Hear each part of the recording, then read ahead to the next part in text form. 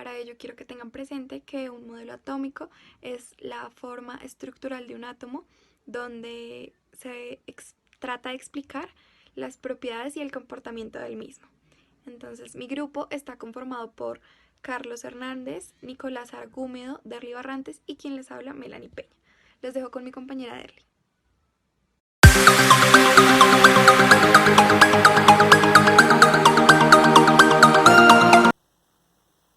Pero, ¿y quién descubrió el átomo? Demócrito fue el primer griego en hablar sobre el átomo y afirmar que el mundo no solo consta de 4 elementos: agua, tierra, fuego y aire, sino que todos son formas diferentes de un mismo elemento. Esto lo dedujo gracias a que el agua se evaporó gracias al calor del sol, convirtiéndose en aire. Asimismo, las ramas, que son parte de la tierra, al tomar un poco de fuego, éstas se consumieron. Demócrito también concluyó que hay un elemento básico, el más pequeño que existe, al cual lo denominó átomo, y dijo que era tan pequeño que no podíamos verlo. También afirmó que todos los átomos son completamente diferentes, pues existen átomos de agua o átomos de una roca. Acá tenemos un ejemplo en el cual los átomos del hidrógeno, los átomos del oxígeno y los átomos del bromo son completamente diferentes en cuanto a tamaño. También propuso un ejemplo en el cual comenzaba con una piedra que explicaba que si la cortaba por la mitad se obtenían 2 piezas de la misma, y si se repetía la operación continuamente se llegaba a una pieza dentro de la piedra, la cual no se podía cortar, una pieza indivisible, a lo que le denominó átomo. Y fue así como el padre del átomo propuso los primeros términos y modelo del átomo junto con sus características. En pantalla, al contrario de poner una piedra, se propuso el ejemplo de una manzana y se siguieron los diferentes pasos de cortarla a la mitad hasta llegar a una parte indivisible a la que denominamos átomo.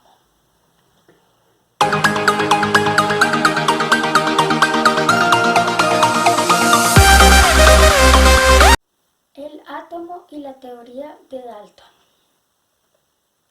John Dalton duró 4 años en realizar y analizar los postulados de su teoría. Algunos de ellos son: primero, átomo. Cada elemento está formado por partículas denominadas átomo.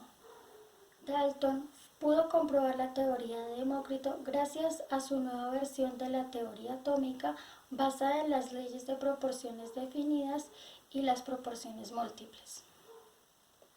Segundo, mismo elemento. Decía que todos los átomos de un mismo elemento son idénticos en cuanto a tamaño, masa y propiedades químicas. Por ejemplo, un átomo de agua es un átomo diferente a uno de fuego. Pero ¿cómo se dio cuenta de eso? Gracias a su mismo descubrimiento, las leyes de proporciones múltiples. Tercero, distintos elementos. Los átomos de distintos elementos tienen distinta masa y distintas propiedades. Un claro ejemplo de esto es la electrolisis, donde se hizo pasar corriente eléctrica entre el agua y descompuso al compuesto H2O, logrando descubrir que los elementos tienen propiedades y masas diferentes. Cuarto, compuestos. Los compuestos se forman al combinarse átomos de 2 o más elementos en proporción, fijas o sencillas. Por ejemplo, observamos que tenemos átomos de X de color gris y átomos de Y que son de color rojo, y obtenemos moléculas XY de color gris y rojo. Quinto, reacciones. En reacciones químicas, los átomos se intercambian de una sustancia a otra, es decir, crea un ordenamiento. Por último, Dalton nos dijo que nunca va a haber una creación o destrucción de un átomo, esto teniendo en cuenta la ley de conservación de la materia. Asimismo, fue Dalton el padre de la teoría actual.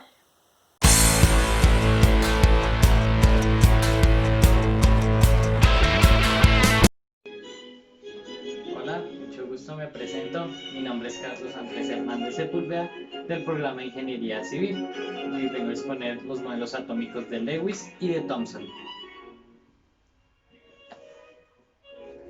Gilbert Newton Lewis nació en Whitmore en 1875 y murió en Berkeley en 1946. Fue un químico norteamericano y se graduó en la Universidad de Harvard. ¿En qué consiste el modelo atómico de Lewis?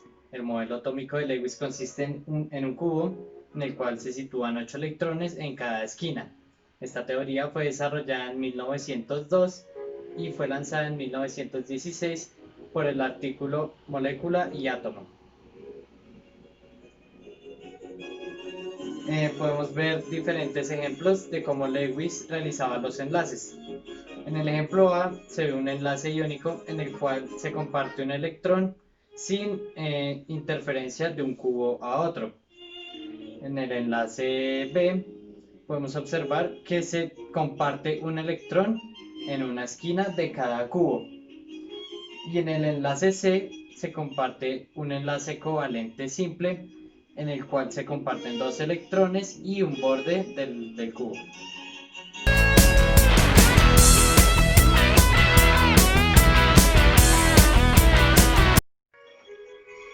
Joseph Thomson nació en el Reino Unido en 1856 y murió en Cambridge en 1940. Fue un físico británico, el cual estudió en la Universidad de Manchester y culminó sus estudios en la Universidad de Cambridge. ¿En qué consistió el experimento de Thomson? Thomson hizo circular unos rayos catódicos hasta llegar a unas placas en línea recta. La carga eléctrica tomaba una desviación y la carga magnética una desviación en sentido contrario. Thomson equilibró así los campos magnéticos y eléctricos para así saber qué carga y masa tenía un electrón.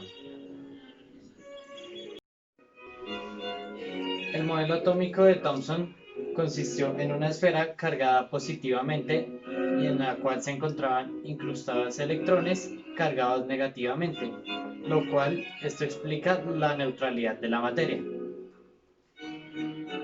Según Thomson, el átomo era divisible. ¿Por qué? Porque en él contenía partículas. También era un átomo, ¿por qué? Porque contenía electrones, los cuales se encontraban incrustados y estaba cargado eléctricamente neutro.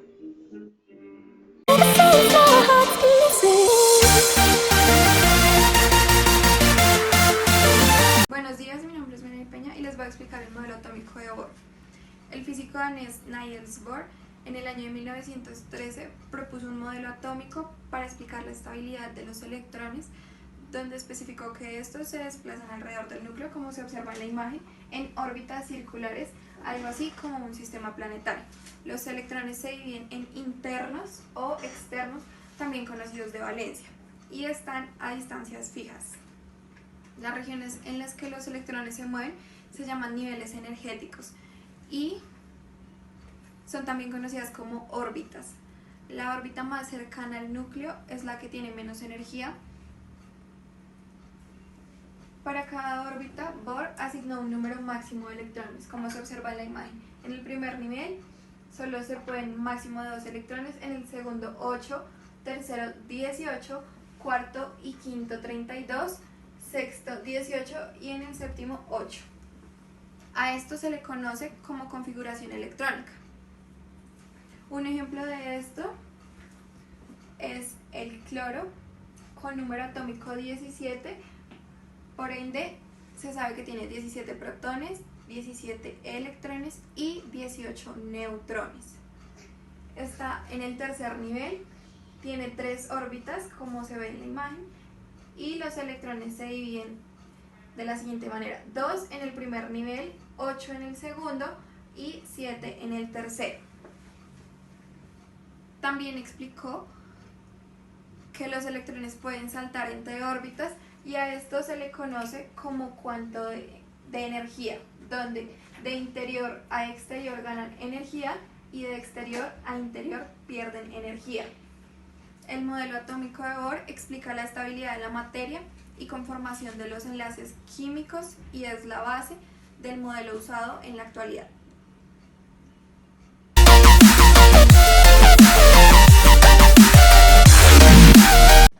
Modelo atómico de Ernest Rutherford.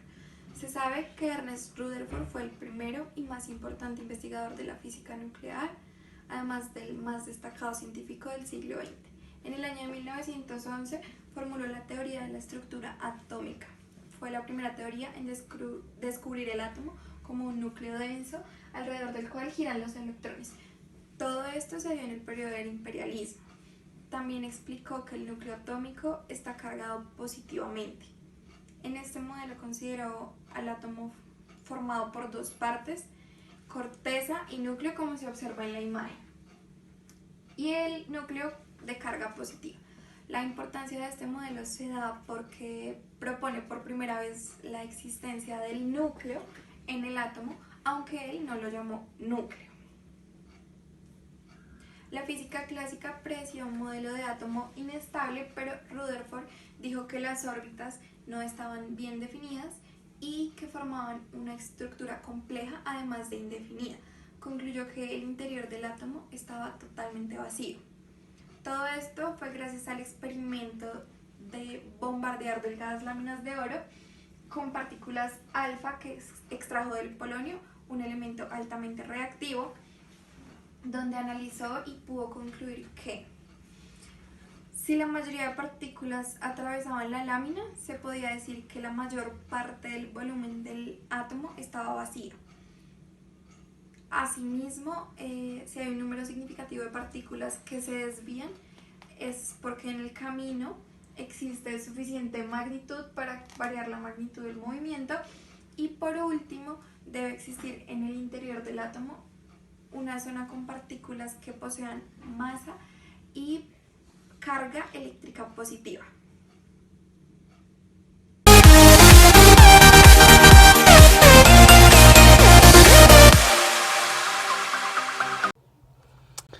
El modelo atómico de Schrödinger. El modelo atómico de Schrödinger, propuesto por Erwin Schrödinger a partir de los estudios de Bohr y Sommerfeld, concebía los electrones como ondulaciones de la materia, lo cual permitía la formulación posterior de una interpretación probabilística de la función de onda por parte de Max Born. Eso significa que se puede estudiar probabilísticamente la posición de un electrón o su cantidad de movimiento, pero no ambas cosas a la vez, debido al célebre principio de incertidumbre de Heisenberg. Este es el modelo atómico vigente a inicio del siglo XXI, con algunas posteriores adiciones. Se le conoce como el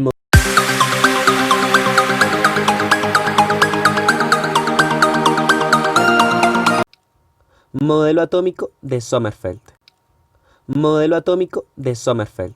Se presenta este modelo a partir de llenar los baches que presenta el modelo de Bohr, a partir de los postulados relativistas de Albert Einstein.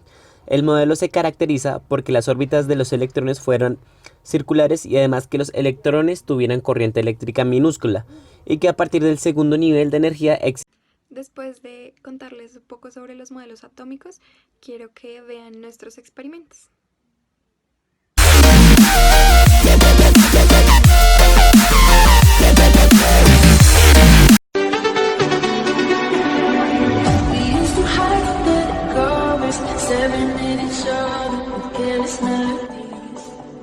Para iniciar, tomamos nuestro azúcar, lo colocamos en nuestra base de vidrio, lo esparcimos de tal manera que quede plana.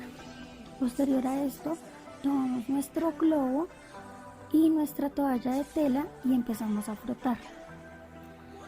La electricidad es una forma de energía en donde las cargas positivas y negativas que componen la materia se atraen o se repelen. Cuando la energía eléctrica está en movimiento se llama corriente eléctrica y cuando está en el mismo lugar se denomina electricidad estática. Veamos cómo actúa la energía estática al frotar el globo con la toalla. De esta manera estamos llenando de energía estática y esta puede ser tanto positiva como negativa. El objetivo de este experimento es atraer el azúcar que se encuentra en nuestra base.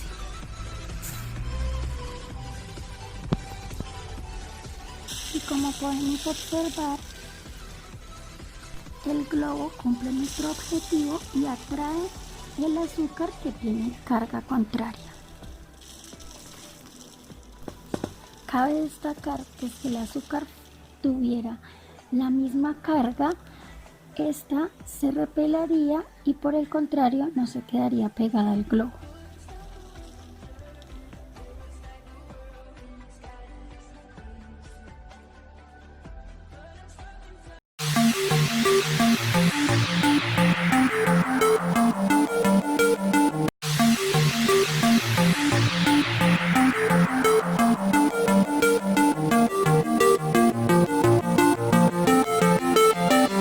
Buen día, vamos a presentar los materiales. Como materiales tenemos cable de cobre, una pila, un tornillo y grapas. A continuación tomaremos el tornillo y el cable y vamos a enrollar el cable alrededor del tornillo, de punta a extremo.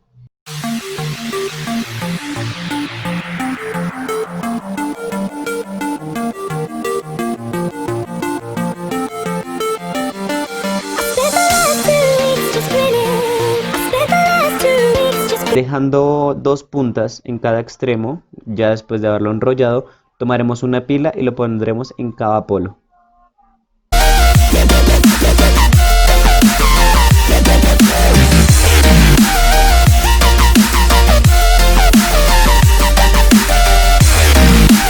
Así es como queda nuestro imán. Cualquier cable conductor de corriente eléctrica se comporta como un electroimán.